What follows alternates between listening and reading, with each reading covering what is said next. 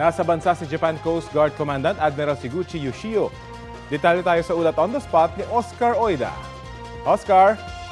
Yes, Rafi, pasado 7 ng umaga ng gawaran ng arrival honors ng mga ng Philippine Coast Guard sa pamumuno ni PCG Commandant Admiral Ronnie Hill Gaban. Ang bumibisita sa bansa na si Japan Coast Guard Commandant Admiral Siguchi Yoshio. Nasa bansa si Yoshio bilang bahagi ng maritime cooperation sa pagitan ng bansang Japan at Pilipinas. Kaugnay nito, isang bilateral meeting ang isinagawa matapos ang arrival honors.